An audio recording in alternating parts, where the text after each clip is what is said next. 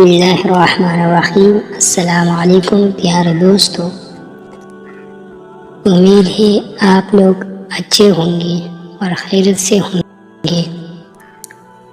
پیارے دوستو، ہم آپ کو اپنے چینل لیکی انفارمیشن آفیشیل پر خوش آمدید کہتے ہیں۔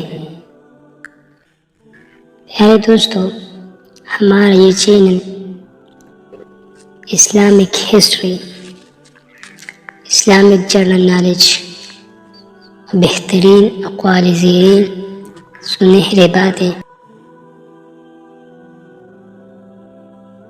پر ہے۔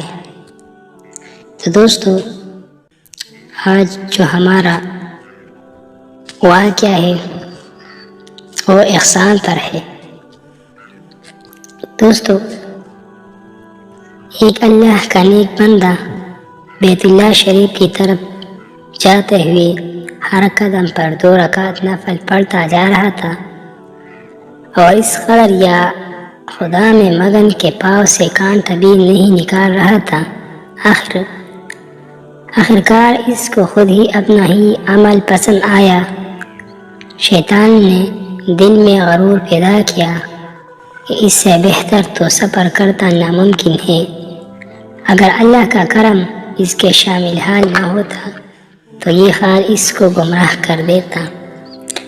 ایک غیبی فرشتے نے اس کو آواز دی کہ اے نیک مرد اور نیک طبیعت والے، اگر تو نے عبادت کی ہے تو یہ نہ سمجھ کہ میں رب کی بارگاہ میں کوئی بہت بڑا تحفہ لے کر آیا ہوں۔ ہاں، اگر تو کسی پر کوئی احسان کر کے اس کے دل کو راحت پہنچائے تو یہ عمل ہرگز منزل پہ 1000 نفل پڑھنے سے بہتر ہوگا۔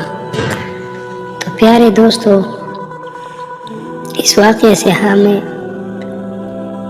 یہ سبق ملنا ہے کہ کسی غریب اور محتاج کی دلداری اور مدد کرنا نفل عبادت سے زیادہ ثواب رکھتا ہے۔ اس سے وہ لوگ ہدایت حاصل کریں کہ جو پڑھنے پڑھانے کی بات ہو تو سارا دن بھی پڑھتے رہتے ہیں، اور جب خرچ کرنے کا معاملہ آئے تو کنجوس متی جوس بن جاتا ہے۔ ایسی خشکی کے مارے ہوئے عبادت گزار ہوں کہ اللہ کے بارگاہ میں کوئی واقعات نہیں۔ شیخ سعدی رحمۃ اللہ علیہ اس بستان میں اس کتاب میں لکھتے ہیں،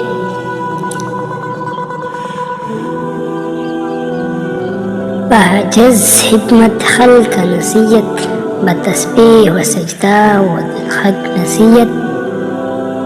دوستو، مزید اچھے واقعات کے لیے ہمارا یوٹیوب چینل لیکی انفارمیشن سبسکرائب کریں اور بیل آئیکن پر پریس کریں تاکہ آنے والی اچھے اقوال، اچھے واقعات آپ کو بر وقت مل سکیں۔